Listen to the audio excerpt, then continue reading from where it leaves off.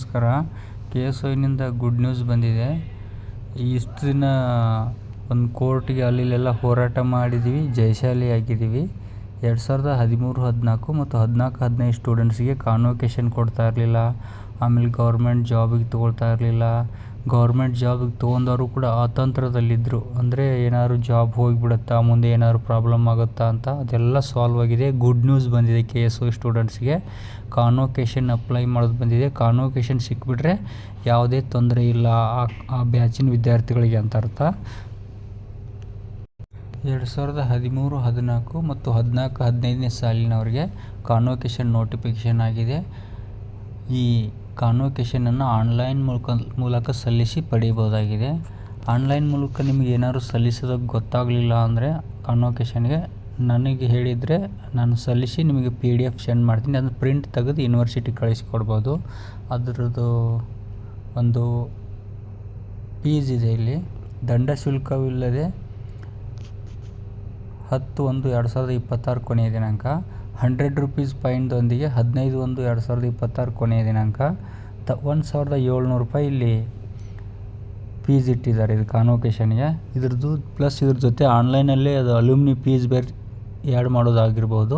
ಅದೆಲ್ಲ ಪೇಮೆಂಟ್ ನೀವು ಆನ್ಲೈನಲ್ಲೇ ಸಬ್ಮಿಟ್ ಮಾಡಿ. ಇದ್ರ ಜೊತೆ ಡಾಕ್ಯುಮೆಂಟ್ಸ್ ಇರ್ತಾವೆ. ಅಂದ್ರೆ ಯೂನಿವರ್ಸಿಟಿ ಮಾರ್ಕ್ಸ್ ಕಾರ್ಡ್ಸು, ಜೆರಾಕ್ಸು, ಒಂದು SLC ಮಾರ್ಕ್ಸ್ ಕಾರ್ಡ್ ಜೆರಾಕ್ಸು, ಆಮೇಲೆ ಆನ್ಲೈನ್ ಅಪ್ಲಿಕೇಶನ್ ಹಾಕ್ತಿರಲ್ಲ, ಅದು 3-4 ಪೇಜಸ್ ಬರುತ್ತೆ. ಅಲ್ಲಿ ಕನ್ನಡದಲ್ಲಿ ಹೆಸರು ಬರೀರಿ ಅಂತಿದೆ, ಸ್ಟೂಡೆಂಟ್ ಸಿಗ್ನೇಚರ್ ಇರುತ್ತೆ. ಅದೆಲ್ಲ ಮಾಡಬೇಕು. ಅದೆಲ್ಲ ಮಾಡಿದ ಮೇಲೆ ಪಾಸ್ಪೋರ್ಟ್ ಸೈಜ್ 3 ಫೋಟೋಸ್ ಅದು ಎಲ್ಲ ಇಟ್ಟು ಯೂನಿವರ್ಸಿಟಿಗೆ ಸ್ಪೀಡ್ ಪೋಸ್ಟ್ ಆದರೂ ಅಥವಾ ಡೈರೆಕ್ಟ್ ಹತ್ತಿರ ಇದ್ದರೆ ಡೈರೆಕ್ಟಾಗಿ ಹೋಗಿ ಕೊಟ್ಟರೆ ನಿಮ್ಮ ಪ್ರಾಬ್ಲಮ್ ಸಾಲ್ವ್, ಅಂದರೆ ಮುಗಿದೋಯ್ತು. ಕಾನ್ವೊಕೇಶನ್ ನಿಮಗೆ ಸಿಗುತ್ತೆ ಜನವರಿಯಲ್ಲಿ.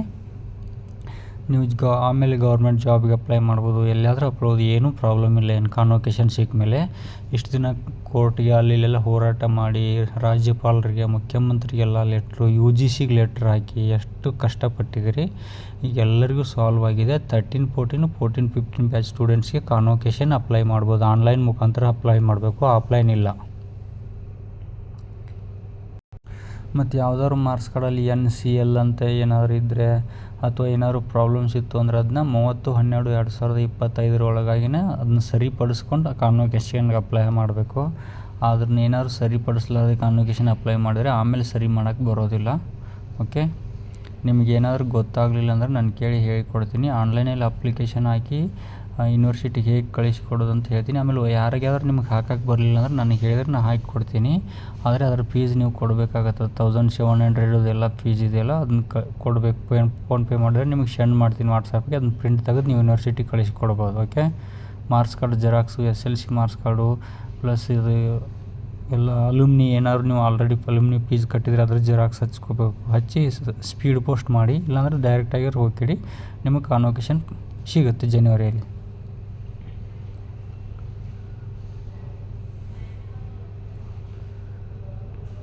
ಈಗ BA BCom ಆಗಿರ್ಬೋದು, MA MCom ಆಗಿರ್ಬೋದು, ಆಲ್ರೆಡಿ ಜಾಬಲ್ಲಿ ಇದ್ದೀರಾ, ಒಬ್ಬರು ಪ್ರೊವಿಷನಲ್ ಡಿಗ್ರಿ ಸರ್ಟಿಫಿಕೇಟ್ ತೊಗೊಂಡು ಅದ್ರ ಮೇಲೆ ಜಾಬ್ ತೊಗೊಳ್ತಾ ಇದ್ದೀರಾ.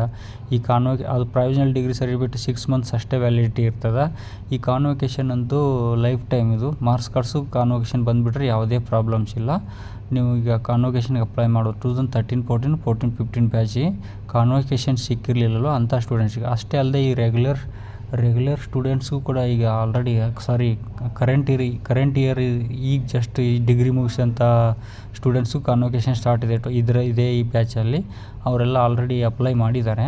ಈಗ 13, 14, 15, 16, 14, 15 ಬ್ಯಾಚ್ನವರಿಗೆ ಆರ್ಡರ್ ಆಗಿರಲಿಲ್ಲ, ಈಗ ಹೊಸದಾಗಿ ಆರ್ಡರ್ ಮಾಡಿದ್ದಾರೆ. ಓಕೆ, ಎಲ್ಲರೂ ಅಪ್ಲಿಕೇಶನ್ ಹಾಕಿ ಎಲ್ಲರೂ ಕಾನ್ವೊಕೇಶನ್ ಪಡೆದುಕೊಳ್ಳೋಣ. ಕೊನೆಗೂ ನಾವು ಹೈಕೋರ್ಟು ಎಲ್ಲ ಅಪ್ಲಿಕೇಶನ್ ಹಾಕಿದ್ದಕ್ಕೆ, ಕೇಸ್ ಹಾಕಿದ್ದಕ್ಕೆ ನಮಗೆ ಜಯಶಾಲಿ ಆಗಿದ್ವಿ. Okay, thank you. ಮತ್ತೊಂದು ಗುಡ್ ನ್ಯೂಸ್ ತೊಗೊಂಡು ನಿಮ್ಮ ಮುಂದೆ ಬರ್ತೀನಿ. Thank you.